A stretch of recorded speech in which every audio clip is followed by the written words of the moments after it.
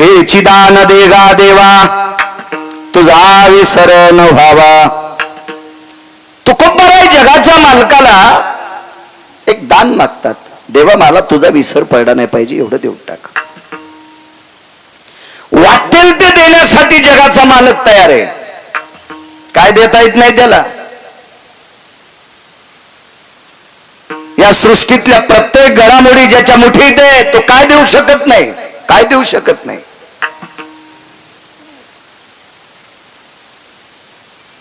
एखाद्या माणसाकडे जरा वैभव आलं तर तो सुद्धा देण्याच्या गप्पा करतो. त्या विश्वाचं वैभव ज्याच्या ताब्यात आहे तो किती देत असेल कल्पना करा. त्याला काय देता येणार नाही. काय नाविन्य असेल त्या मालकाकडे. पण तुकोबारायांनी तडा दिला. नकोय म्हणले मला काही नकोय फक्त एकच देऊन टाक तुझा विसर झाला नाही पाहिजे. तर ब्रह्मांडाच्या मालकाने तुकोबारायला सांगितलं तुकोबाराय तुमची परिस्थिती प्रापंचिक फार मोठी होती पण कालांतरानं तुमची प्रापंचिक परिस्थिती म्हणजे आर्थिक परिस्थिती इतकी ढासळली एवढी ढासळली ती पाहून मला सुद्धा करमत नाही. कोण म्हणते माहितीये पंढरपुरातले मालक. तुकोबारायने सांगितलं देवा माझी प्रापंचिक परिस्थिती पाहून जरी तुम्हाला करमत नसेल पण मी काही माझ्या प्रापंचिक परिस्थितीची व्यथा तुमच्या पुढे बांधलेली नाही. मी सतत विवेक बुद्धीने विचार करून तुमच्या पुढे एक मागणी मागतोय. मला फक्त तेवढी देऊन टाका तुझा विसर न व्हावा. माझ्या प्रापंचिक परिस्थिती ती जी माझ्या प्रारब्धाची गती आहे. अन्नमान धन हे तो प्रारब्धाधीन. याच्या बाबतीत काही तुम्ही करू नका देवा. जे असेल ते माझं प्रारब्ध मी भोगण्यासाठी तयार आहे. आणि त्रेतायुगात तुम्ही तुमचं प्रारब्ध तुम्हाला चुकवता येत नाही. तुम्ही आमच्यात कशाला बोट घालता. कर्मे श्रीराम वनवासा गेला कशाला चुकवता बोट घालून. मला इतकंच देऊन टाका. मलाच काय प्रखर भाषा असले लोकांची. ग्रामपंचायतच्या सदस्य पुढे बोलताना भिवून बोलावं लागतंय. एखाद्या वेळेस आपण याच्या विरोधात गेलो तर याच्या रानातून रस्ता असल्यावर जाऊ देतं का नाही. माझ्या विरोधात गेलतास तुला माया रस्ते गळा शेतातून रस्ता बंद. विश्व ज्याच्या ताब्यात आहे रमेशराव सरळ तुकोबाराय म्हणले देवा आमच्या बाकीच्या गोष्टीत काही तू बोट घालू नकोस. त्याच्यात टांग मारू नकोस फक्त तेवढंच देऊन टाक. मला तुझा विसर नाही झाला पाहिजे. महाराज हे ऐकत असताना सुद्धा देव शांत आहे. त्यार्थी या लोकांचा अधिकार किती मोठा असेल कल्पना करा. या बोलणाऱ्या लोकांचा अधिकार किती मोठा असेल. याचं कारण सांगू का. विश्वाचा मालक किती मोठा आहे हा तुम्हा मला जर ठावा केला असेल तो संतांनी केलाय. महाराज एका ठिकाणी म्हणतात तू विसरून गेलास का. अरे आम्ही तुला ठाव केलं देवा. जगांना तू माहित केलास ना. आम्ही केले पुरावा आहे फार सुंदरसा. वा ही त्या अधिकारावर असलेली कडक तात्विक सात्विक भाषा. याच्या पलीकडचं सांगू का. संत इतक्या प्रबळ स्थितीनं का बोलतात माहितीये का. विश्व ज्याच्या ताब्यात आहे त्याला जगाचा बाप म्हणतात. तुम्हाला आणि मला इथे किती दिवस ठेवायचे आणि कोण्या दिवशी मळ्यात नेऊन फुकायचे ही ज्याच्यात ताकद आहे त्याला देव म्हणतात. पण त्याला सुख द्यायची ताकद संताची. संताचे सुख झाले या देवा मनवून सेवा करी त्यांची. देवाला सुख देण्याची ताकद संतात आहे. भगवान मला माझ्या परिस्थितीचा कशाला विचार करता. एकच देऊन टाका फक्त तुझा विसर झाला नाही पाहिजे. याच्या व्यतिरिक्त काही नकोय. मालक म्हणले तुकोबाराय माझा विसर तुम्हाला पडला नाही पाहिजे असं देऊन टाकतो पण फायदा काय. मला माहिती ना काय फायदा आहे. मी विवेक बुद्धीने मागतोय. गाफीलपणाने मागत नाही. अतिताईपणाने मागत नाही. चंचलपणाने मागत नाही. विवेकाला स्थिर करून मागतोय देवा की तुझा विसर न पडण्यात जी ताकद आहे का ती कशातच नाही. तेवढंच देऊन टाक. बऱ्याच मागण्या केल्या. कधी कधी देवाच्या पायाची सेवा मागितली. कधी त्याच्या नामाचा उच्चार मागितला. वाटेल असं काही. कधी देवा मला वारकरीच कर. होईन भिकारी पंढरीचा वारकरी. अशा बऱ्याच गोष्टी मागत गेले. आज मात्र तुझा विसर न व्हावा हे मागितलं. देवानं बऱ्याचपैकी काही सांगितलं होतं. तुम्हाला घर देतो नकोय. पद देतोय नकोय. संपत्ती देतोय नकोय. का नको म्हणले असतील. वडिला चिरीत जाणत सो काही मागणे हे आम्हानुचित वडिलाची रीत जाणत सो. आमच्या बुजुर्गांनी आतापर्यंत विश्व निर्माण झालं त्यावेळेस पासून या संप्रदायातल्या लोकांनी माझ्या बुजुर्गांनी काहीच मागितलं नाही देवा, मग मी कशाला मागून वर्षांचं नाव खराब करू. नकोय देवा, काही नकोय, काही नको, काही नकोय. तुकोबरा एका वारकऱ्याचं चरित्र देवाला सांगतात. का मागितलं नाही तुकोबरायने? वडिलाची रीत जाणत असो. अंगद नावाची व्यक्ती त्रेतायुगात होऊन गेली. फार चतुर, सात्विक, सदाचारी, पुण्यशील, कर्तव्य दक्ष नावाची एक व्यक्ती होती अंगद. अंगद तसा योनीनं पशु योनीत होता, वानरांच्या योनीत होता. पण एवढा कर्तव्य दक्ष अंगद, एवढा कर्तव्य दक्ष अंगद, पंढरपुरातल्या मालकाने 7व्या अवतारात त्रेतायुगात आपल्या पक्षाचा सेनापती पद अंगदाला देऊन टाकलं. एवढ्या अधिकाराचे अंगद होते. आणि ती पूर्वजाचा इतिहास तुकोबाराय देवापुढे मांडतात. मला बाकीच्या कारणात गुंतू नको, मी मागतोय तितकं देऊन टाक. या अंगदाला पंढरपुरातल्या मालकाने लंका देऊ केली. लंका, त्या लंकेमध्ये 7 कोटी घर सोन्याचे होते. 7 कोटी. एका घराची चौकट टिकल्यावर 15-12 आमदार होता येते. रावणाच्या एका घराची चौकट टिकल्यावर 15-12 आमदार होता येते. काय मायवेली कोणाची, त्याच्या विरोधात फॉर्म भरायची. नुसत्या भावट्याचं वजन होतं 22.5 क्विंटल. रमेशराव, 22.5 क्विंटल. उभ्या आणि आडव्या भावट्याचं वजन 22.5 क्विंटल होतं. 22.5 क्विंटल. कुलाफेन, फाळ्यान, तडशेन, फडशेन हे तर सोडून द्या. 15-12 आमदार होता येते. 15-12 एका चौकटीत, एका चौकटीत गुणिले 7 कोटी चौकटी. छत वेगळे, भिताड वेगळे, पायऱ्या वेगळ्या, फरच्या वेगळ्या. 269 किलोमीटरचं एकीकडचं भिताड होतं. गोळ्या नाही संपल्या माया, वाचून सांगतोय, ऐकून बी सांगत नाही कोणाचं. 269 किलोमीटरची भिंत पूर्वेकडची होती. पूर्वेकडची पूर्ण सोन्याची. 3 भिताड घरी गेल्या बघा किती लांबीचे होते आणि किती उंचीचे होते. ते अंगदाला देऊ केलं. फॉर्म टाकला मारुतीराय पुढं. राजे हो, मागाईसाठी फॉर्म टाकला असता तर फाडून टाकला असता.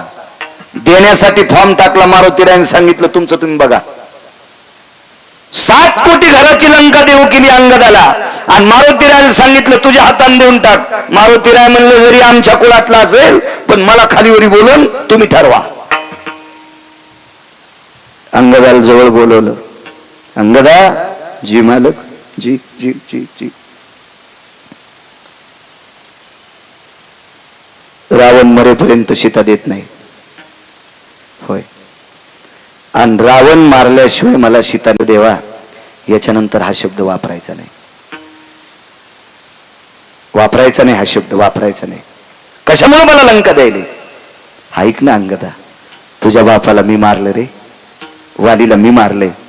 तुझ्या भावाला जरी मी मारला असेल तरी पण तू माझ्या पक्षाचा झेंडा धरला. याच्याकरता मी तुझ्यावर प्रसन्न आहे, म्हणून तुला 7 कोटी घराची लंका देऊन टाकतो. नका देवा, कशाला कशाला देताय? लक्ष्मणजीला राग आला. लक्ष्मण शेषाचा अवतार, थोडासा राग येणं साहजिक आहे. आणि लक्ष्मणजीनं सांगितलं अंगदा, कोणापुढे नकार देता? शांत बसाला. आणि मालक म्हणे जास्त फुमफुम करू नका, शांत बसा. ते अधिकारी लोक होते, ते भेट नव्हते कोणाला. भेटाय कोण माहितीये का? कानकोंड. जे ताटाखालचं मांजर असतंय का, ते कोणाच्याही दारात शेपूट आली. ते कोणा, हे कानकोंडेच नव्हते लोक. याच्याकरता भ्यायची काही गरजच नव्हती ना. लक्ष्मणजीला म्हणले लहाने मालक शांत बसा. लक्ष्मणानं सांगितलं अंगदा, तुला कळतंय का कोण आहे? जगाचा बाप आहे. मग लंका भेटते का कोणाला? पण ती तुमच्यासाठी दुर्मिळ असेल, आमच्यासाठी सुलभ आहे. लक्ष्मणजीला माहितच नव्हते पोरग किती अधिकारी बापाचे. तर अंगदानं सांगितलं लहाने मालक, मोठे मालक, ऐका, लंका ज्याची आहे त्याला रावण म्हणतात. आणि त्या रावणाला बगलात घेऊन माझ्या बाबानं 4 समुद्राच्या आंघोळी केल्या. माझे बाबा किती ताकदवान असतील याचा विचार करा. रावणापेक्षा 28 पटीने शक्तिशाली वाली होता. जर माझ्या बाबाच्या मनात रावणाच्या संपत्तीविषयी पाप असतं तर बगलात रावण दाबला असता, टमाट फुटल्यासारखा रावण फुटला असता. लंका कोणाला राहिली असती? लक्ष्मणजी म्हणले वालीला. मग वाली गेल्या लंका कोणाला? अंगदाला. मग ज्या बापाने दुसऱ्याच्या संपत्तीवर डोळा ठेवला नाही, ज्या वालीने दुसऱ्याच्या संपत्तीवर डोळा ठेवला नाही, त्या निष्ठावंत वालीचा पुत्र मी अंगदे, मलाही सुद्धा लंकेवर डोळा ठेवून मालकाचं भजन करायचं नाही, निष्काम सेवा करायची नकोय नकोय. म्हणून हे अष्टादश संतांपैकी मालक म्हणतात, वडिलाची रीत जाणत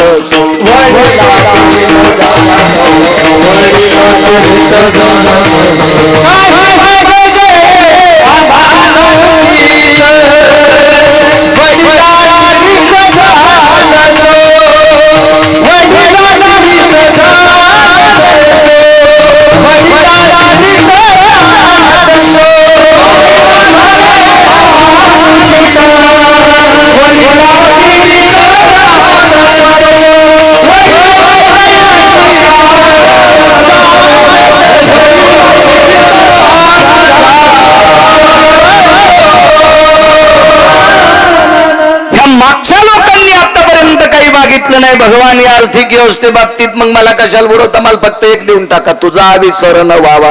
मग काय माझा विसर न पडण्यात तो कोबार आहे, तुम्हाला काय साध्य होणार आहे? ऐका देवा, द्वापार युगामध्ये पांडवांचं कौरवाचं वैर झालं, अत्यंत विकोपाचं वैर होतं, ते टोकाचं वैर होतं. आणि या वैराकार दुर्बुद्धीला खतपाणी घालणारा एक त्या काळातला विवेक भ्रष्ट, मतिभ्रष्ट, नीतिभ्रष्ट, आचरण भ्रष्ट, शील भ्रष्ट, 23 प्रकारे त्याच्यातले बस झाली एवढेच, असा एक व्यक्ती होता. तो त्याचं नाव होतं शकुनी, गांधार देशाचा राजा. आणि या शकुनी नावाच्या व्यक्तीनं 2 भावाच्या मधात विष कालवलं. एके दिवशी शकुनीनं सांगितलं, बाचेबुवा, पांडवायला एक नवीन घर करा, लाक्षाग्रह राहिला. पुरोचन नावाच्या व्यक्तीच्या हाताने तुझा विसर न व्हावा का मागितलं तुकोबारायाने. गावाच्या हस्तनापुराच्या बाहेर बऱ्याच दूर एक घर बांधलं, इतका मोठा बंगला, इतका मोठा बंगला, त्याच्यात राळ, रांजा, कापूर, वेळूच्या चिवट्या असे ज्वलनशील पदार्थ टाकले आणि सुंदरसं घर तयार केलं. घराला रंगरंगोटी केली. घडीवर बघावा असं घर होतं. इंद्राच्या वैभवाला लाजविल इतकं सुंदरसं लाक्षाग्रह होतं, पण ते घर म्हणजे मृत्यूचा सापळा होता. त्याला अग्नी लागल्याबरोबर 11 सेकंदात घर जळणार होतं. एवढी मोठी त्याच्यात प्रभावशाली ज्वलनशील क्षमता होती. आणि एके दिवशी दुर्योधन आला आणि आपल्या काकीला म्हणतो, काकी, तुम्ही राहता त्या घराची पडझड झालेली. बाबा राजे आहेत माझे, मी राजपुत्र आहे, राजकुमार आहे. या नात्याने माझ्या काकीला आणि माझ्या भावाला चांगल्या प्रतीचं घर भेटावं याच्याकरता तुमच्यासाठी त्या घराचं नियोजन केलंय. पण कुंती अधिकारी स्त्री होती. कुंतीनं होकार दिला पण राहण्यासाठी जात नव्हती. कुंतीनं सांगितलं, सुयोधन राजकुमार जाते एके दिवशी. मुहूर्ताचा दिवस निश्चित केला आणि त्याच्या आधी 4 दिवसानं विदुर काकाच्या घरी प्रवेश केला. आपल्या भाऊजाई आल्याबरोबर विदुर काकांनी आवाज दिला, वहिनी साहेब आपण या, या वहिनी साहेब या. बसायला बोऱ्या टाकला. विदुराच्या धर्मपत्नीनं पाणी दिलं आपल्या जावेला. विदुरानं विचारलं, वहिनी साहेब, हर्षाच्या घरी गंगा यावी असं आमच्याकडे तुम्ही आलात, काय काम आहे? काका, राजकुमारांनी आम्हाला गावाच्या बाहेरचा वारा राहण्यासाठी दिलाय. त्या घरात परवाला मुहूर्त काढला आणि त्या घरात राहण्यासाठी जायचंय. काकांनी सांगितलं, होकार दिला वहिनी साहेब? जी. जा आता. होकार दिलाय त्या अर्थी जावा लागेल वहिनी साहेब, पण लक्षात ठेवा, ज्या दिवशी राहण्यासाठी जाताल त्या दिवशी 2 मिनिटं माझ्याकडे येऊन जा. निश्चय केला. राहण्याचा दिवस ठरला आणि त्या दिवशी आपली 5 वासरं घेऊन एक आई आपली लेकरं घेऊन त्या घरात राहण्यासाठी जात असताना चौकात उभे केली लेकरं. धर्माला सांगितलं, बाळा सांभाळ आपल्या 4 भावांना, मी 2 मिनिटात काकाकडे जाऊन येतोय. काका झोपड्यात राहत होते पर्णकुटीत. हो, धृतराष्ट्र मृत्यू पावल्याच्या नंतर 1250 वाड्याचा मालक, 1250 वाड्याचा मालक, हो 1250 वाड्याचा मालक, पण झोपड्यात राहत होता 12 वर्षाच्या झोपड्यात. विरक्तातला आरूढ व्यक्ती, राजकारणातला 2 नंबरचा डॉन होते विदुर काका. राजकारणातले 2 नंबर. पृथ्वी जितके देश आहेत का, एकाही देशामध्ये विदुरासारखा 2 नंबरचा डॉन जन्माला आला नाही. ते विदुर काका होते. महाराज पंढरपुरातला मालक राजकारणातला 1 नंबरचा डॉन होता, पण विदुराला राजकारणातले पाडे विचारल्याशिवाय राजकारणातला पाऊल पुढे टाकत नव्हता. देवानं विदुराला राजकारण विचारावा, एवढा टोकाचा राजकारणी होता रमेशराव, एवढा टोकाचे. आणि त्या विदुर काकानी आपल्या भाऊजाईला एक प्रतिमा दिली. वहिनी साहेब, ह्या प्रतिमेचा विसर पडू देऊ नका, तुम्हाला चिंता नाही. पदरात ती प्रतिमा बांधली आणि लाक्षागृहात राहायला गेले. कोनाड्यात वस्त्र टाकलं, त्या वस्त्रावरती प्रतिमा अधिष्ठित केली आणि आपल्या बाकीच्या नित्य व्यवहाराला सुरुवात झाली. एका व्यक्तीनं प्रश्न केलता, घराला अग्नी लागल्यावर 11 सेकंदात जर घर जळत असेल तर मग कुंती स्वयंपाक कुठं करत असेल? प्रश्न गोड आहे, गोड प्रश्न आहे. महाराजाच्या नाकात वारं नाही घुसायला पाहिजे असं काही विचारल्यावर. घराला अग्नी लागल्यावर जर 11 सेकंदात घर पेटत असेल संतोष बुवा, तर मग स्वयंपाक कुठं करत होते? तर त्या घराला तळमजला होता. म्हणून राहत्या घराला वास्तुशास्त्रानुसार तळमजला निषेध असतो असं वास्तुशास्त्र सांगते, गिरगावकर सांगत नाहीत. आणि वास्तुशास्त्र काय गिरगावकराच्या घरातल्या लोकांनी लिहिलेलं नाही. तुम्हाला जरी पटत नसेल तर ज्यानं लिहिलंय त्याची सोय पहा. विठाला विठाला विठाला.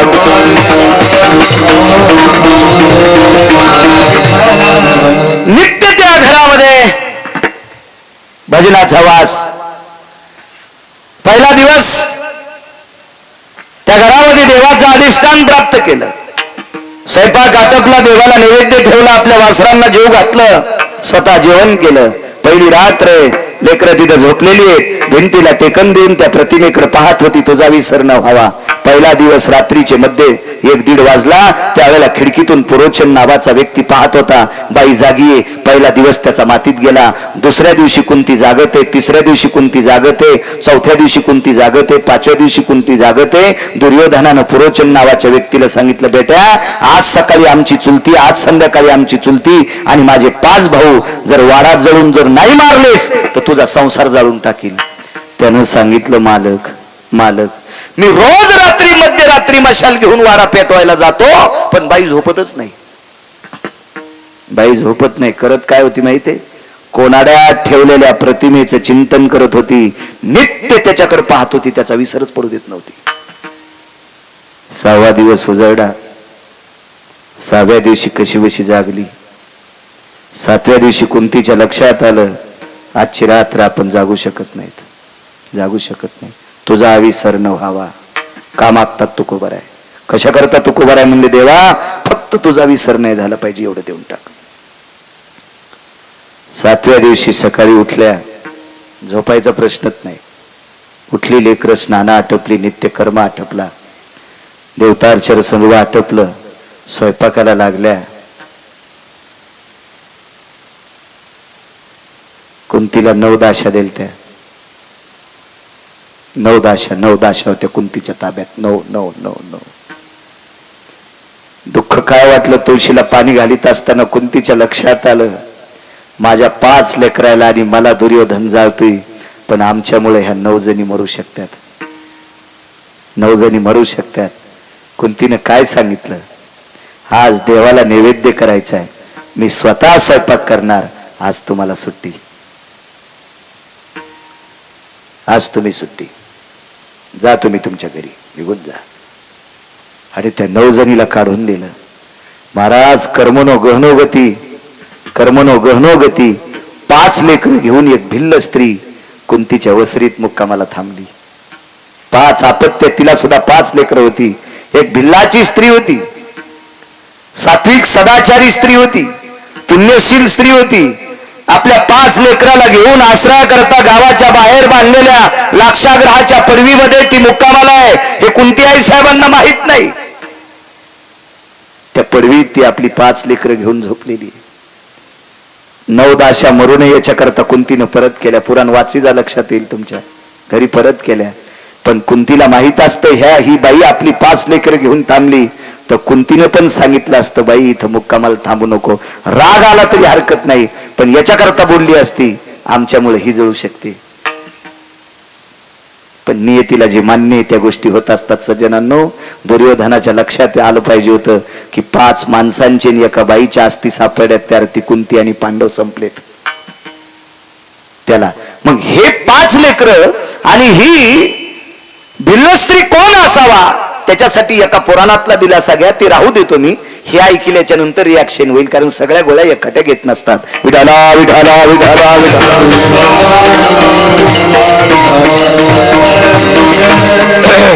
7व्या दिवशी पुरणपोळीचा स्वयंपाक केला. आपल्याकडे भारतीय संस्कृतीमध्ये आटापिटानं सायासानं केलेला स्वयंपाक म्हणजे पुरणपोळीचा. आता त्या स्वयंपाकाला एवढी फारशी काही किंमत राहिली नाही. पूर्वीच्या काळात गोड हे कमी खायला भेटत होतं, म्हणून सणाची इतकी आतुरतेने वाट पाहत होते माणसं की त्या सणाच्या दिवशी पुरणपोळी खायला भेटेल, खीरपोळी खायला भेटेल. असं गोड पदार्थाच्या बाबतीत अशी जिज्ञासा होती, आवड होती, कारण ती गोष्ट मिळत नव्हती ना. जी गोष्ट कमी मिळती का तिच्यावर जास्त अपेक्षा. मेथीची भाजी सुरुवातीला 25 रुपयाला जुडी असली की जास्त खावा वाटती, आणि 5 रुपयाच्या 5 जुड्या असल्या की बाया चिरून वाळू घालतात वड्यात टाकायला. हा निसर्गाचा नियम आहे. निसर्ग. वांगे 100 रुपये किलो असले की देठा सगळं चोखून खाते, आणि 5 रुपये किलो असले विषय नाही. कुठलीही गोष्ट, जी गोष्ट कमी मिळती का ती जास्त चित्तात असती. लहानपणी गोड गोष्टीला एवढी किंमत होती, एवढी. अहो शिरा माणसं इतका इतका ताटावर वाया जाऊ देत नव्हते, इतका इतका, एवढा एवढा. आता मोठाल्याच्या लग्नामध्ये कमरा इतकाले डस्टबिन बुंदीच्या लाडून गुलाबजामुन भरतेत. म्हणजे ती मोठाली माणसं खराब करतेत नाही, त्यांच्या लग्नात जेवायला आलेली नालायक माणसं इतकी मस्ताडून गेली, माझ्या भाषेत सांगू का, इतकी माजून गेली, इतकी माजून गेली. 2056 आपल्यासाठी वाईट येणार आहे. 2056 लिहून घ्या. माझं काही फार वय नाही, पण मी फार जुन्या लोकांची ग्रंथ वाचणारा माणूस आहे. 2056 आपल्यासाठी वाईट येणार आहे. त्याच्यामध्ये पैशाची बंडल सापडतील, पण अन्नाचा दुष्काळ असेल. सज्जनांनो, शांती ब्रह्म एकनाथ महाराजांच्या चरणी साष्टांग दंडवत, ज्ञानोबराय तुकोबरायच्या चरणी साष्टांग दंडवत. आपण वारकरी प्रांतातले माणसं आहेत, जराशी जिज्ञासा अंतकरणात ठेवा. अन्नावर एवढं मातू नका. जुन्या माणसाची एक मन आहे, गरिबी आल्यावर लाजू नये, श्रीमंती आल्यावर माजू नये. आपण अन्नाच्या बाबतीत इतका इतका इतका इतका अतिताईपणा करायलो, इतका अतिताईपणा करायलो. म्हणून या अतिताईपणाचा राग जर पंढरपुरातल्या मालकाला आला तर 2056 आपल्यासाठी बेकार येईल. हे येऊ नये सज्जनांनो. म्हणून बुटा चपला सगळं पाया पडतो. अन्नाच्या बाबतीत अंतकरणात पाप येऊ देऊ नका. आपल्याला लागेल तेवढंच पात्रावर घ्या, आपल्याला लागेल तेवढंच पात्रावर घ्या, जेणेकरून या पापाचे प्रसाद उद्या आपल्या चिल्या पाल्याला फेडण्यासाठी येऊ नये. याच्याकरता जुन्या लोकांनी सुद्धा हे अंतकरणात ठेवा. विठाला विठाला विठाला. पुरणपोळीचा स्वयंपाक केला, देवाला नैवेद्य ठेवला. देवाला नैवेद्य ठेवत असताना त्याच्या डोळ्यात डोळे घालून बघितले नाही, कारण पोळ्या त्याला केल्याच नव्हत्या. कोणाला केलं त्या लक्षात घ्या. 5 लेकरं जेवायला बसली, 5 लेकरं जेवायला बसली. एवढं बेस कमी करा दादा. तुपाच्या वाट्या भरून ठेवल्या तिघायला, धर्म, भीम आणि अर्जुन. एक पण कमी. आणि दोघांना पुरणपोळ्या तुपात चुरून दिल्या, चुरून चुरून चुरून दिल्या. कोणाला माहिती? नकुल आणि सहदेवाला. कारण हे 3 कुंतीचे होते आणि 2 माद्रीचे होते. माद्री जात राहिली होती. कुंतीच्या लक्षात आलं, नियतीने आपल्याला मदत करावा, नियतीनं म्हणावा, पोटच्या लेकरापेक्षा सवतीच्या लेकरावर जास्त प्रेम करती असं नियतीनं म्हणावं, लोकांनी नाही म्हणावं. इतकी जिज्ञासा कुंतीच्या अंतकरणात होती. 5 मुलांना गावरान तुपाचं भोजन दिलंय, पुरणपोळीचं. नकुलानं विचारलं, आई आज काही सण आहे? आज काही पर्व काळ आहे? भगवंताचा जन्मदिवस आहे? एखाद्या संतांचा जन्मदिवस आहे? नाही बाळा. मग का पुरणपोळ्या केल्यास ग? बाळा, आपल्या घरात मांडलेल्या कोनाड्यामध्ये एक प्रतिमा आहे, ती जगदानंद कंद जगतपती द्वारकाधीश कृष्ण परमात्म्याची प्रतिमा आहे. त्याला नैवेद्य केलाय. नैवेद्य त्याला केलाच नव्हता. सांगू तुम्हाला, संध्याकाळी पांडव झोपल्याच्या नंतर रात्रीचे 12 वाजले. आता मात्र डोळे झाकायला सुरुवात झाली, कारण 6 रात्र जागली होती. मुठीसारखे डोळे झाले, पापण्या मागं सरकलेल्या होत्या, डोळ्याच्या खोबणीतून बुबळ बाहेर आलेली होती. आणि कुंतीनं देवाला सांगितलं, देवा अरे लेकरांना काय सांगू, याच्याकरता तुला नैवेद्य केलाय असं सांगितलंय, माफ कर रे देवा, तुला नैवेद्य केला नाही, लेकरांना केलता का? कारण आजची रात्र काळाची आहे आणि या रात्रीतून जर नाही वाचले देवा, तर या लेकरांना गोड खाऊ घालण्याची संधी याच्यानंतर पुन्हा कधी येणार नाही. या हाताने चिमुकल्या बाळांना आपल्या हाताने गोड पदार्थ खाऊ घालावा, याच्याकरता पुरणपोळीचा स्वयंपाक केला रे देवा, पण नाव तुझं दाखवलंय, माफ कर. रात्रीचा 1 वाजलेला आहे. पुरोचन नावाचा व्यक्ती खिडकीपासून मशाल घेऊन गेला. कोणती आईसाहेब जाग्या येतात. आईसाहेबाच्या लक्षात आलं, अर्ध्या पाऊण तासात 1 सव्वा दीड तासामध्ये आता आपल्याला झोप लागणार आणि पुरोचन नावाचा व्यक्ती महालाला अग्नी लावणार. रात्रीच्या 1 वाजता उठली, कोणाड्यात ठेवलेल्या प्रतिमेपाशी गेली. देवा आतापर्यंत तुला अंतकरणात ठेवलंय, तुझा विसर पडू दिला नाही, आता शक्य नाही रे देवा, आता शक्य नाही. देवा मला नेलंच तर ने रे, त्याबद्दल दुमत नाही, माझी वासर वाचव रे देवा, या वंशाचे दीपक आहेत रे, माझ्या वासरांना वाचव रे देवा, वाचव माझ्या वासरांना. देवापाशी आपली व्यथा सांगितली. लेकरांच्या उशाला भिंतीला टेकन देऊन बसली. मनात काय आलं देव जाणे. 5 पैकी 2 चेहरे उघडली. धर्म भीम अर्जुनाचे चेहरे झाकलेली आहेत. नकुलाचा आणि सहदेवाचा चेहरा उघडा केला आणि पुन्हा एकदा त्या प्रतिमेपाशी आली. देवा मला आणि 5 लेकराला वाचवायला जर तुला जड जात असेल ना, मला आणि माझ्या 5 लेकराला वाचवायला तुला जड जात असेल ना देवा, तर याच्यातून सूट देते, मला मार. धर्म भीम अर्जुन मार, पाय धरते रे तुझे देवा, तुझ्या पायावर विनंती करते रे. नकुलाला आणि सहदेवाला मात्र मारू नकोस, दोघायला वाचव. साष्टांग प्रणिपात केला आणि भिंतीला टेकन देऊन बसली. शेवटचा प्रणाम केला. देवा आता जागू शकत नाही, आतापर्यंत तुला स्मरणात ठेवलंय, विदुर काकांनी सांगितल्यानुसार तुझा विसर पडू दिला नाही, आता टाकणं शक्य नाही. डोळा लागला, कुंती आई साहेबाचा डोळा लागला. प्रतिमा पाहणं बंद झालं आणि पुरोचन काही अंतरावर मशाल घेऊन येत होता. हे द्वारकेतल्या मालकाच्या लक्षात आलं, आता काही वेळाला जर पुरोचन पोचला आणि कुंती झोपलेली अशी जर कळालं तर लाक्षागृहाला आग लावणार आणि काही सेकंदात पांडव आणि कुंती जाणार. रात्रीच्या 1:30 पावणे 2 वाजता जागे झाले. जगाची मालकीन रुक्मिणी आई साहेब उठून बसल्या पायथ्याला. काय प्रभू? काही नाही. भालदार झोपणार जी, सुदर्शन घेऊन या. रात्रीच्या समयाला देवघरात सुदर्शन असायचं.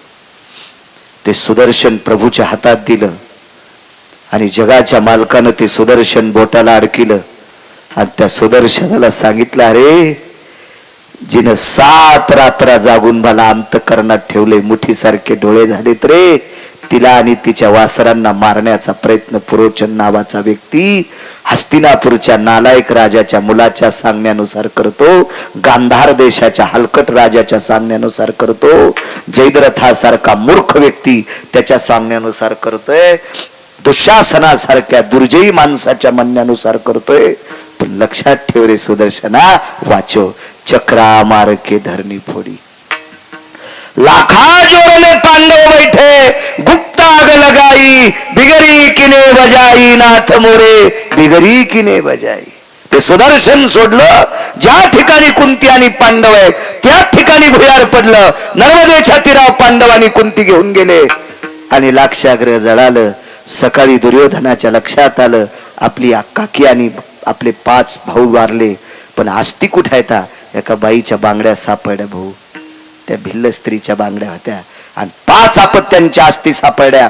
लक्षात घेतल्या बांगड्या कुंतीच्या असावा आणि या 5 मुलांच्या अस्थी सापडल्या या पांडवांच्या असावा.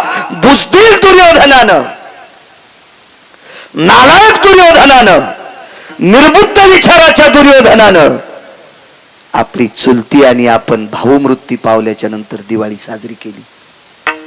या भारत देशातल्या 14 नालायकापैकी एक दुर्योधन नालायक होता.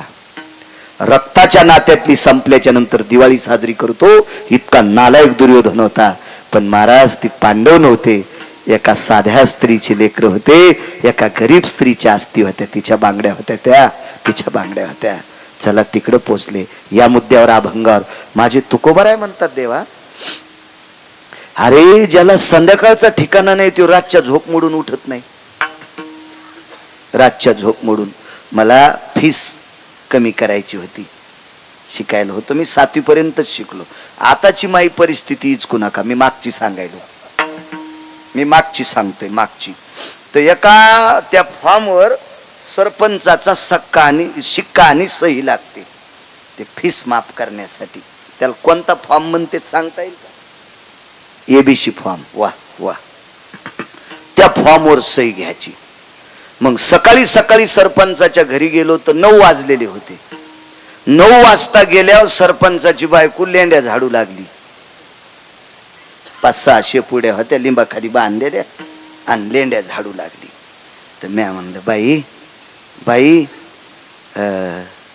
दादाला बोलायचं, इतक्या सकाळी थुत्र घेऊन चालतात. 9ला सकाळ असती, झोपू गिपू देतात का नाही? काय गुत्त घेतलं गाव ते ना. आणि हिच्या नवऱ्याला एकच बूट, रात्री एक हार पिलता, दारापुढे एकच दिसू लागला. तर त्याची बायको इतकी आयटीत आलेली. 11 वाजता ये. 11 वाजता गेलो तर ते घरी नाही.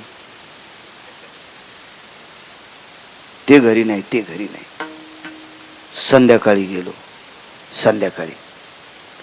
तर ते त्याचा दरुजा पुढून होत, मागून भीतीला टकरा घेऊ लागलं. उघडणं दरुजा, मागून भीतडाला. हो. तर ते काय शिका हाणणारे त्या टायमाला एबीसी फॉर्मवर. माझ्या लक्षात आलं आपला फॉर्म बी चुरगाळून टाकीन, याला सकाळी भेटू. पुन्हा दुसऱ्या दिवशी सकाळी गेलो. तर त्याच्या बायकोने इतकं धुन केलं. तिनं धुन केल्यावर मी म्हणलं आपल्याला शिकायचंच नाही, इमानदारीनं शिकलोच नाही. इतका बिना आकली तिचा नवरा. तर त्या बाईनं मला इतकं धुन केलं, नकोच म्हणलं देवा आपल्याला 7वीच्या पुढे शिकायचंच नाही. ही इतकी धुन कायली तर पुढे शिकल्यावर कोणी धुन केल्यावर करावंच काय. माझे तुकोबाराय म्हणतात देवा, गिरगावच्या बाळ्याला लेंड्या झाडणार बाईनं इतकं धुन केले, बुट हरपून येणाऱ्या नवऱ्याला ती उठीत नव्हती. हे सगळे कोण्या दिवशी बटन दाबून मारायचे ते तुमच्या हातात हे देवा. आणि तू रात्री 1:30 वाजता उठून पांडवांना वाचिलस, काय गरज होती देवा तुला? त्या विटेवरच्या मालकाच्या डोळ्यातून पाणी आलं आणि तुकोबरायच्या हृदयाला मिठी मारली आणि मानावर मान टाकली. तुकोबराय 7 रात्र जागून माझा विसर पडू दिला नाही. आणि ती पांडवांनी कुंती जळाली असती तर मला करुणेचा सागर नाव हे पुसून टाकलं असतं. दयेचा सागर, करुणेचा सागर हे नाव डांबरानं पुसून टाकलं असतं. मग ऐका देवा, तुमचा विसर न पडल्यामुळे जळत्या लाक्षागृहातून पांडवांनी कुंती वाचवता, ही तुमचा विसर न पडण्यात ताकद आहे. मग मला तरी दुसरं देताच कशाला, म्हणून पहिलं कडवं.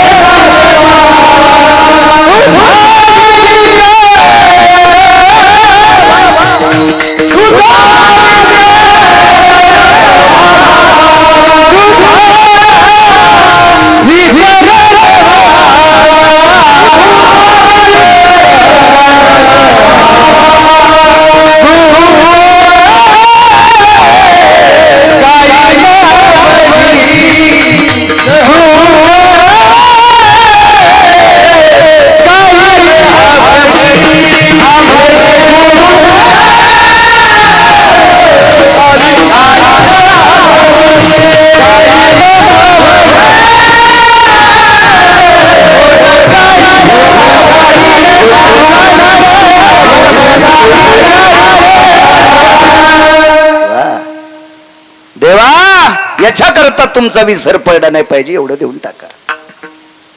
देऊन टाकलं. गंधमादन नावाचं एक वानर आहे.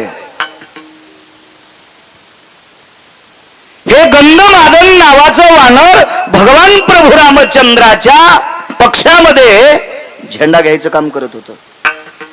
धर्माची पताका झेंडा त्याच्या हातात होता. त्याचं नाव होतं गंधमादन नावाचं वानर. 18 पद्म वानर 72 कोटी रिसन 56 कोटी गोलांगोळ. तुकोबारा का म्हणतात? हे का मागण्या मागतात? याचा पुरावा तुमच्या पुढे मांडतोय. तुम्हाला मान्य असेल घ्या, नसल मान्य तुम्ही तुमचं ठरवा.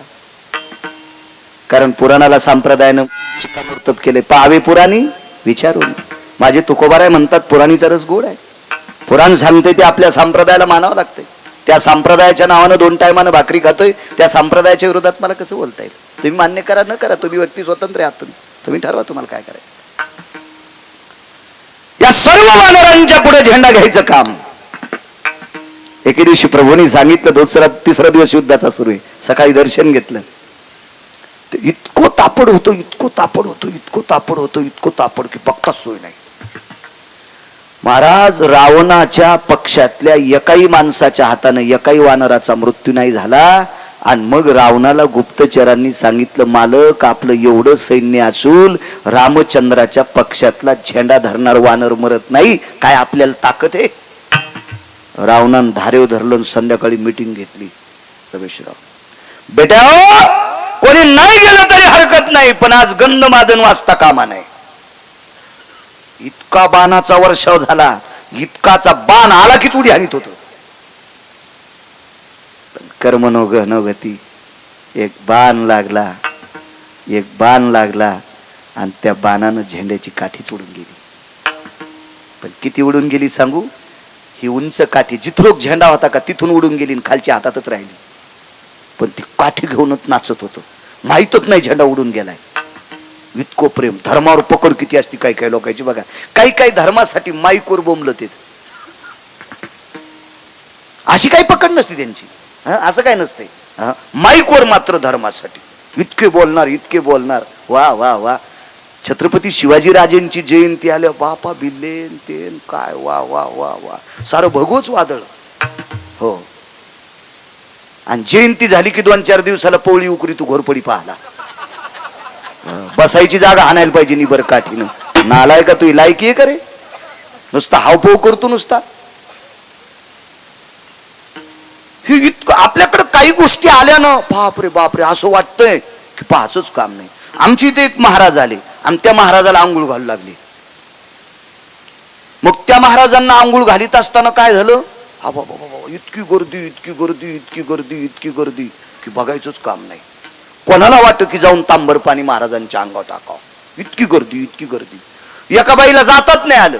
ती मधात नाही गेली, मोरीतून पाणी आलं पेली. ते म्हणले नका का आंघोळ घालणं होईना, पण महाराजाच्या अंगावरचं पाणी मोरीतून आलंय ना, ते तीर्थ म्हणून पेली. तर मेथीची चप्पल चोरली. म्हणजे ह्या महाराजावर इथे श्रद्धा किती आहे. आपण हिच्या चपलाच्या पाया पडू. मी फेटाट व्हाच्या पिशवीत तिची चप्पल ठेवली. जाऊ द्या म्हणलं, एखादीशी भेटले आपल्याला पाया पडण्याचे पैसे द्यायला विला दुप्पट देऊ. पण ही महाराजाच्या अंगाचं मोरीतून आलेलं तीर्थपेती, त्या अर्थीचा भाव किती गोडे. आपण हिची चपलाची पूजा करू. आणि त्याच महाराजाच्या कीर्तनात ती पहिल्याच अभंगाला झोपी गेली. मग माझ्या लक्षात आलं, बाळ्या ही चप्पल तिला देऊन टाक आणि ती पिशवी पण जाळून टाक. कारण तू हिची चप्पल ज्या पिशवीला लागली त्या पिशवीला पटका लागल्या तू कीर्तनात झोपशील. म्हणजे काही कायचा भाव इतका नदीला उतू जातो आणि त्यांच्या अंतकरणात कवडी इतका नसतो. इतका येडपट भाव असतो काही कायचा. काय वानराचा भाव होता त्या. काठी घेऊन उड्या आणत होतं ढकल्यांना ते काठी घेऊन, पण मागून खडा हाणला. गंधमादन यतो ध्वजा पय धर्मदंडे शुभय स्थिता. नसता धर्मदंड आहे, ध्वज कुठे आहे? अरे बापरे, काय करा महाराज. भेद आहे पुराणामध्ये. लक्ष्मणजीला आणि प्रभू रामचंद्राला वल्कल्य होती, त्या अर्थी वस्त्र नव्हते, असा भेद सांगितला. वैकुंठवासी माधव महाराज मगर सुरजखेडकर यांनी. पण सुग्रीव नावाच्या व्यक्तीच्या कमरेला शेला होता बांधलेला, तावदी शिवरी टाकली आणि पांढरा सुग्रीवाच्या कमरेचा शेला काढून घेतला, ते उपरनं बांधलेलं. आणि जी काठी होती का हातातली काठी, ती एका बाजूला टोचली अंगात, भळा भळा भळा रक्त आलं आणि त्या रक्तात ते उपरनं भिजवलं आणि त्या काठीला बांधलं आणि प्रभूला सांगितलं, प्रभू ध्वज. स्वतःच्या रक्ताची ध्वज केली. हो काय गंधमादन असेल ते. तुको बरं का मागतात पुढचं याच्याकरता सांगतोय. काय सत्कार, काय आदर आतिथ्य. आणि हेच लक्षात आलं, एकदा खाल्ल्यावर 6 महिने उठत नव्हता त्याच्या. काय नाव होतं त्याचं? कुंभकर्ण. कुंभकर्ण. त्यानं पैजेचा विडा उचलला, उद्या गंधमादन ठेवणारच नाही. त्यानं काही शस्त्र नेलेत नाही. गंधमादन ज्या कोपऱ्यात उभा होता त्या कोपऱ्यातले वानर अशी ओरडे. पाल कशी किडावडी ती पाल पाल कसं जीभ लांबून आजे असं टाकल्याबरोबर ती किडावडी ती का नाही, तसे असे प्रसन्न सगळीच वानर सगळी ओढली. हजारो वानर मदत केली, हजारो. वानराच्या लक्षात आला आपण वाचतो, इतका गंधमादन हुशार, इतका गंधमादन त्याच्या पोटात झेंडा घेऊन फिरत होतं. त्याचं पोट किती मोठं असेल कल्पना करा ना. कुंभकर्णाच्या नाकातले केस काढायला पळाट्या उपटायचा चिमटा होता. असं मी सांगत नाही बरं, मी काय त्या काळात सरपंच नव्हतो रावणाच्या गावातला. अतिशोक्ती अलंकाराचं लक्षण आहे रामायणामध्ये, अतिशोक्ती अलंकाराचं लक्षण. मला मी शिकलो कमी, पण मला अलंकार वगैरे सगळे ते गुरु लघु वगैरे सगळे ते सिद्धांत सगळे पाठ आहेत. कारण मेमरी कार्ड गोड आहे माझं मेमरी कार्ड इतकं सुंदर दिलंय मला, म्हणून तर मी तुमचे मोबाईल वापरीत नाही. मला हे मेमरी कार्ड गोड आहे नाही. 6दा वाचिलं की 7व्यांदा पाठ चिठ्ठी फाडून टाकायची. काय सांगू लागलो. अतिशोक्ती अलंकार. दमडीचं तेल आणलं, सासूबाईचं नाणं झालं, मामाजीची शेंडी झाली, लांडोरीचा पाय लागला, त्याच्यात हत्ती वाहून गेला. तेल केवढ्याचं आणलंय? दमडीचं. बरं ठीक आहे, त्यावेळेला दमडीमध्ये 20 क्विंटल तेल येत होतं असं समजा. पण 20 क्विंटल तेलाची टाकी मोराच्या बायकोला पालती होती का? मोराची बायको कोण? लांडोरी. लांडोरीचा पाय केवढा का असतोय? एवढूसा. मग लांडोरीच्या पायानं पालतं झालेलं तेल असेल केवढं? एवढी एवढी वाटी. मग मोराच्या पायानं पालतं झालेल्या तेलात हत्ती वाहून जातो, हे अतिशोक्ती अलंकाराचं लक्षण आहे. तसा कुंभकर्ण हा अतिशोक्ती अलंकाराचं लक्षण होतं. त्याची दाढी करायला जे वस्त्रे होते का, त्याला कोळप्याच्या दांड्याच्या पासा होत्या, त्या ह्या होत्या दांड्या मुठी. हो एवढा एवढा एवढा कुंभकर्ण होता. ओढूनच घेतली वानर सगळं. पण सगळ्या वानरांच्या भोवताल पोटात फिरत होतं. मरू देत नाही रे, काळजी करू नका, त्याचं गुण गात राहा. मरायला लागल्या भजन आठवतोय ते म्हणले, वाचायचं असेल तर गुण गा. राक्षसाच्या पोटात गुण गायलं.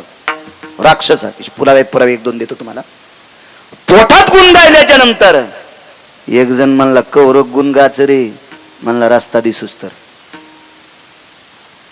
इतक्या टोकानं पोटात गुण गायलं आणि प्रकाश पडला तो कानातून. आणि मग गंधमादनानं सांगितलं, हानान उड्या येडपटा होती, होच रस्ता आहे ना. कानाचं भिताड फुटलं कुंभकर्णाच्या आत, त्याला आपण पडदा म्हणतो ना, ते फुटलं त्याचं भिताड यायच्या आवाजानं. आणि प्रकाश बार उड्या सन सन सन सन उड्या हाणल्या. पण कुंभकर्णाच्या लक्षात आलं, जे झेंडा घेतय का त्यानं शहाणपणा केलाय, याला नाही वाचू देत, याला वाचू देत नाही म्हणले. आणि मग कानाला चाळणी लावली बोटाची. उडी हाणल्याबरोबर फेल दिशी गंधमादन धरला. झेंडा आणि तेन सगळंच असं धरलेलं. कोण? त्याला वाटलं आवाजान भीन. ते बारक्या बुरक्या माणसाचा कार्यकर्ता होतं का ते अशा माणसाचा कार्यकर्ता होत. या विश्वावर ज्याची सत्ता आहे त्या मालकाचा ते कार्यकर्ता होत. कोण? ते म्हणलं, ऐकू येते ना, हळून बोल. तो तरी एककडचा कान फुटलाय आणि मॅच फळडाय. मला दोन्ही कान आहेत, हळून बोल ना. अरे तुरच रावणाच्या भावाला, ज्याला 7 कोटी घर आहेत, त्याच्या भावाला वान्य आरोतुर बोलायले. आपण बऱ्या बुऱ्या माणसाला आरोतुर बोलले आपल्या अंगावर गाड्या घालतील. हो, पुन्हा ताकद नाही कशाने मेला आणि काय मेला सांगायची. आहे का हिंमत कोणाची? एवढा मोठा श्रीमंत रावण आरोतुरच. कोण? हळून बोल म्हणला. गंधमादन. गंधमादन नाव कशाकरता ठेवलंय? तुकोबारा काम आता त्याच्यावर बोलतोय. तुकोबारा यांच्याकडे कशाकरता गंधमादन नाव ठेवलंय? त्यांना जरास नाकाच्या जवळ घेऊन पाय ना. लय नको नेऊ म्हणे, मला मळमळ होईल तुझ्या तोंडाने. कुंभकर्णानं हात असा जवळ घेतल्याच्या नंतर गंधमादन, मलया निळू चंदनाचा सुगंध ज्याच्या अंगातून कोसोपर्यंत जात होता, असं ज्याची तनुगंध आहे त्याला गंधमादन म्हणतात. हो, बरीच पैकी वानर आहेत. पुष्पदंत, भयदंत, यतिदंत, साक्षीदंत, कीर्तिदंत, आश्वदंत, प्रियदंत, साक्षीत नाही, नदीत नाही, भयत नाही, भास्त नाही, हे वानरांची नाव होती. लेकरांची पण चांगली ठोत जा. आमच्या मित्राला पोरगी झाली, मी बारशाला गेलो, नाव काय ठेवलं म्हणले चुटकी. नालाय कुठला चुटकी नाव ठेवलं. आपला असाच कारभार. हो, घ्या आदर्श. मुस्लिम बांधवांचा आदर्श घ्या. अरे त्यांच्या धर्मामध्ये एक तिळा इतकी चूक करत नाहीत, म्हणून त्यांच्या बाबतीत धर्म खाली येत नाही.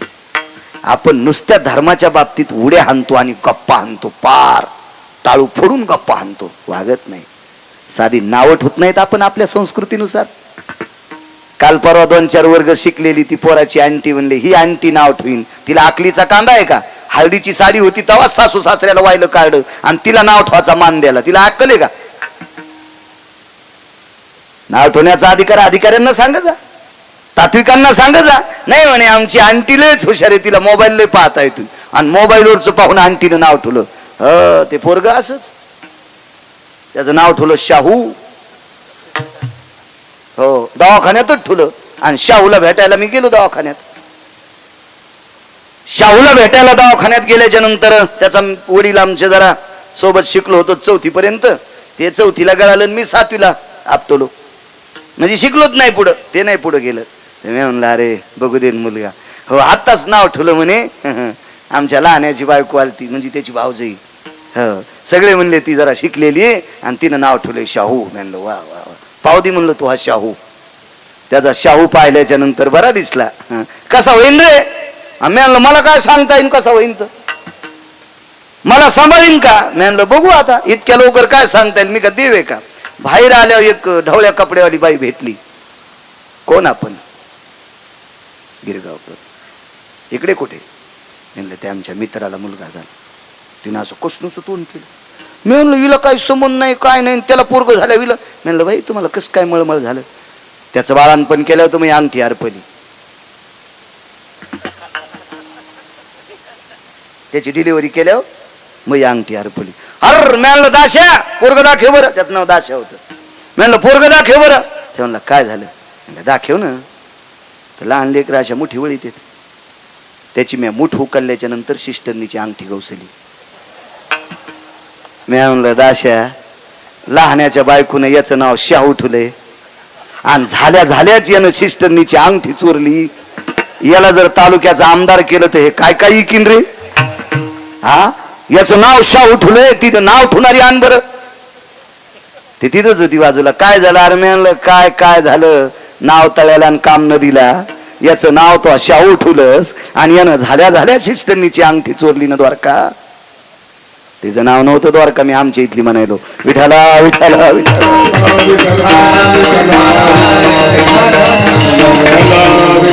आपण काही जोपाशीत नाही. बघा गंधमादन, याच्याकरता गंधमादन नाव आहे. एक सांगू का? तो येतो का रावणाकडे? म्हणलं रावणाकडे? आणि कशाला? अरे काय या रामाचं नाव घेऊन पाला खातोस तू झाडाचा? माझ्या दादाकडे आल्याच्या नंतर गावरान तुपातलं जेवण. म्हणला नको कडे. ते फार वेगवेगळं बोललं होतं, पण आता सांगत नाही, पुढे सरकतोय, वेळ मोजकाय आपल्याकडं. इतकं बोललो घाणरड्या वाणीत ते वानर, इतकं बोललं की ते ऐकल्याच्या नंतर त्या कुंभकर्णाला वाटत होतं जीव देवा का काय. इतकं खालच्या पातळीत बोललो. त्यानं सांगितलं 3.5 कोटी घरं देतो एकदा रावण मन. सांगतो जाऊ द्या. कुंभकर्ण काय म्हणला त्या वानराला? 3.5 कोटी घरं सोन्याचे देतो, फक्त फक्त एकदाच रावण म्हण. ते म्हणला खरं सांगू का, यायम नैसर्गिक स्थित क्रियानाम शंका भयत लघु स्थिते यत साम्य दृष्टीवादायाम यति परभेदान भय व्याप्ती. सांगू का खाली येऊन, मी जर लघु शंका करीत असताना रावण जर पुढे आलं तर त्याच्याकडे तोंड करून लघवी करणं सुद्धा मला पाप वाटतंय. हे 7 कोटी घराच्या मालकाच्या विरोधात बोलले. काय वानर असेल दारशी कल्पना करा. आणि मी येतो का म्हणला, नाव घेतो का, मारीन जीव गेला तरी हरकत नाही, पण म्हणला नाही येणार. दाबला असं कर कर कर कर कर कर कर कर कर दाबलं. जितक्या रक्ताच्या चिळकंड्या अंगावर तोंडावर आल्या ना, त्या रक्ताच्या थेंबा थेंबातून राम राम येत होता. काय गुण गात असेल, रक्ताच्या थेंबा थेंबातून विटेवरच्या मालकाचं गुण गात होतं. राग आला कुंभकर्णाला, हरामासाचा कातड्याचा असा चुरगाळा केला आणि फेकून दिला. मूर्ख म्हणे, कुठं ऐकायला तयार नाही. गंधमादन मृत्यू पावला त्या दिवशी एकाही वानराने पाला खाल्ला नाही. याला म्हणतात आपल्याचं दुःख. आपल्याचं दुःख. जागच्या जाग्यावर वानर पडलेली आहेत. ती रात्र प्रभू रामचंद्राला सुद्धा दुःखाची होती. आपल्या पक्षातला धर्माची ध्वज घेणारा आज मृत्यू पावलाय. लक्ष्मणजीने वारं घातलेलं आहे. प्रभूला झोप लागली. गुणगायी आवडी सांगतोय, झोप लागली. बरोबर झोप लागल्याच्या नंतर 10-5 मिनिटाला प्रभू जागे व्हायचे. काय झालं प्रभू? काय नाही रे, इथं आवाज येतोय, झोपा पुन्हा. 10-5 मिनिटाला झोपले की पुन्हा प्रभू उठायचे. आवाज येतोय. कोण भजन करीत होतं माहितीये? गंधमादन नावाचं वानर. मारुतीरायला बोलून घेतलं लक्ष्मणजीने. हनुमंता, मालक आज झोपत नाहीत. मारुतीराय जवळ आले. रात्रीचे 2 वाजलेले आहेत. प्रणाम केला. प्रभू, रावणाची भीती वाटायली का? नाही, भीती वाटत नाही रावणाची. मग झोप का येत नाही? दशकी कशाची, चिंता कशाची, कशा करता आरबळायले? एक सांगू का हनुमंता, माझ्या जीवनातला रात्रीच्या वेळेला घडलेला प्रसंग जीवनातला हा पहिला आहे. मी झोपी गेल्याच्या नंतर माझ्या हृदयावर राम नावाचा आवाज आदळतोय आणि तो अंतःकरणापासून निघणारा आवाज माझ्या हृदयावर आदळते. कोण असेल? मारुतीराय बुद्धिमतान वरिष्ठम. मारुतीरायने विचार केला आणि सुग्रीवांना यांना त्यांना विचारलं, का रे गंधमादन मृत्यू पावला हे माहीत झालंय, प्रेत सापडलं का? काय सापडल म्हणे हनुमंता, कुंभकर्णाने चुरा केला रे त्याचा, आणि कोणीकडे फेकलं लक्षात नाही. सागराकडे फेकला असेल तर समुद्रात विलीन झाला असेल. मारुतीरायने सांगितलं, गप्पा हाणू नका, प्रेत सापडलं पाहिजे. हे सगळी 6 माणसं जागेत. एकटे मारुतीराय फिरतात. मारुतीराय दळाच्या बाजूला फिरत असताना थोडे बाजूला गेले. त्याच बाजूला त्याच्या हाडामासाचा त्वचेचा गोळा पडला होता. मारुतीराय चालत असताना साजूक चांदण्याचा प्रकाश होता आणि त्या प्रकाशात मारुतीरायच्या पायावर तो गोळा आदळला. वाकून पाहिलं तर हाडामासाचा गोळा होता. हाडामासाचा एवढा एवढा गोळा होता. हुंजळीत घेतला. कोण? मी गंधमादन आहे. हृदयाशी लावला.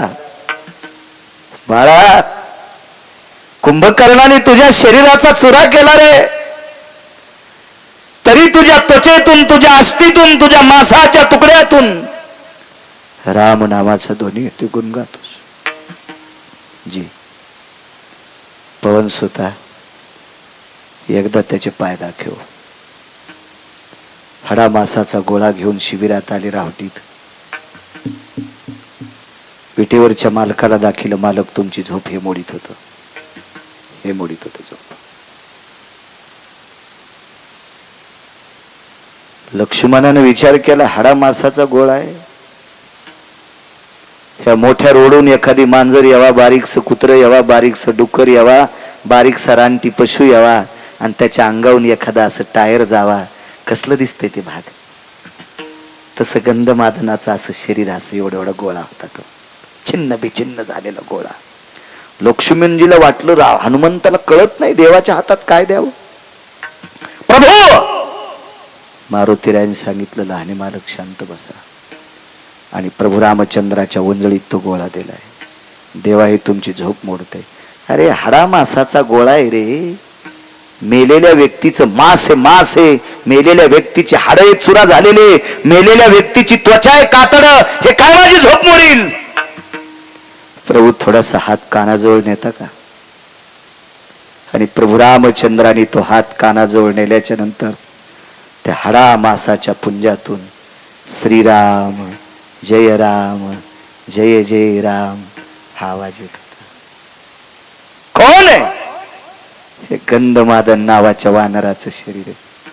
हृदयाशी धरलं, ब्राह्मी मुहूर्त सुरू झालं. पहाटेच 3:43 झाले. ब्राह्मी मुहूर्ताला सुरुवात झाली. जगाच्या मालकानं हृदयाला चिटकलेला पिंड पुढं केला आणि पूर्वेकडे बघून डोळ्यातल्या पाण्यानं तो पिंड धुतला. डोळ्यातल्या पाण्यानं अभिषेक केला. विभीषण बाजूला होता आणि विभीषणाला सांगितलं, विभीषणा, रावण मारल्याच्या नंतर तुला लंकेचा राजा करणारे हे मी तुला देऊन टाकले. मला सुतळीचा तोडा नकोय, पण आज एक भीक मागते, माझ्या गंधमादनाची समाधी सोन्याची कर. गंधमादनाची समाधी सोन्याची कर. आणि ब्राह्मी मुहूर्तावर गंधमादनाला अंत्यविधी झाला. ती जागा आरक्षित केली. तिथे दगड रवला. रावण मारल्या गेला. 65 क्विंटल सोन्याची समाधी केली. आणि विभीषणानं नियम केला, मी गंधमादनाचं श्राद्ध करील. सज्जनांनो, पुराण ऐका, रामायणात शोधू नका हा पुरावा. दुसऱ्या पुराणात बघा. तुम्ही रामायण पाहिल्यावर पुन्हा म्हणताल गिरगावचा बाळू काही सांगतो चटाक्या. त्याच्यामुळे आताच सांगायलो, नंतर काड्या करण्यापेक्षा आताच तुम्हाला पुरावा सांगतो. हा रामायणात सापडायचा नाही. एका पुराणाचा दिलासा आहे. 1 वर्ष गंधमादनाचं श्राद्ध न केल्यामुळं लंकेत आवर्षण पडलं होतं. थेंबभर पाऊस पडला नाही 12 महिन्यात, थेंबभर. आणि मग मालकाला संदेश दिला, पाऊस का पडतोय? तर मग एका धन्वंतरी नावाच्या वैद्यानं सूचित केलं. विश्वकर्मा नावाची व्यक्ती आणि धन्वंतरी एकत्रित आले आणि विभीषण चिरंजीव होते. त्यांना सांगितलं, राजा, गंधमादनाचं श्राद्ध विसरलास. दृष्टांत संपला. राजे हो, पशुच्या योनीतला वानर, 65 क्विंटल सोन्याची समाधी भारतात कोणाचीच नाही. भारत देशामध्ये 65 क्विंटल सोन्याची समाधी कोण्याच श्रीमंताची नाही. कोण्याच श्रीमंताची नाही. अद्याप नाही. कोण्या माणसाची नाही. पण त्या काळामध्ये 65 क्विंटल सुवर्णाची समाधी गंधमादन नावाच्या वानराची होती. तुकोबाराय बाहू हलवून विचारतात, देवा, अरे वानर आहे ते, वानर आहे, रानातले पाला खाणार वानर आहे, त्याची सुवर्णाची समाधी. अरे ज्यांनी 500 एकर जमिनी पोरायला कमिल्या त्याचे कट्टे बापाचे श्राद्ध घालत नाही. 7 चिरंजीवापैकी एक चिरंजीव विभीषण, लंकेचा राजा, भजनानंदी, त्याच्या भजनानं त्याचं घर जळत नाही. एवढी मोठी ताकद ज्याच्यात आहे. एक वारकरी एका वानराचं श्राद्ध घालतोय. ताकद कशाची? विटेवरच्या मालकाचे डोळे भरून आले आणि तुकोबारायला सांगितलं, तुकोबाराय, त्या वानरा इतकं गुण माझं कोणीच गायलं नाही. मग जे वानर तुमचं गुण गाते त्याला इतकं उंच टोकाला नेतात. ही गुण गाणाराची ताकद आहे. मला तरी दुसरं देतात कशाला? म्हणून दुसऱ्या कडव्यात गुण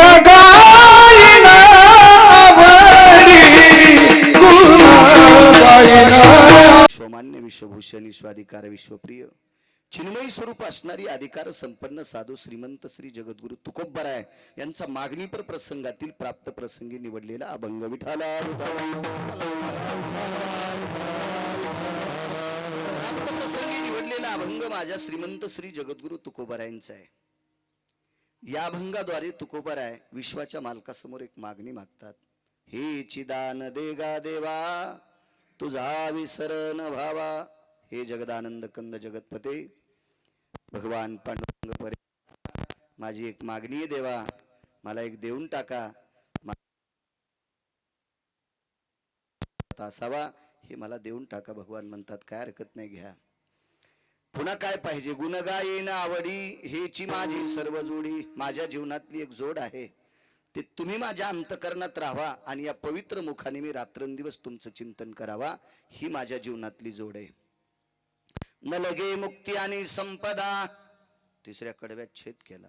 न लगे मुक्ती आणि संपदा, संत संग दे सदा. पैसा आवडत नाही असा जगात माणूसच नाही. ज्याला भेटत नाही ते पैशाच्या विरोधात गप्पा करतय, पण पैसा आवडत नाही असा माणूसच नाही. असं गिरगाव करतो म्हणतोय म्हणणं ऐकायचं नाही. ऐसा कोणी दावा जया नावडे, कन्या पुत्र घोडे दाराधन. मालकांचं वाक्य, मालकांचं वाक्य. एक जण म्हणला मी लग्न केलं नाही, मी संन्याशी, मला पैशाची गरज नाही, तरी तुला सुटला नाही त्याच्यातून. भस्मदंड छाया तरुवराची, नाही त्या सुटली द्रव्य लोभ माया, नाही त्या सुटली द्रव्य लोभ माया, भस्मदंड छाया तरुवराचे. कशात न कशात पण विटेवरच्या मालकांनी गुतीलं. इथं मात्र तुकोबारा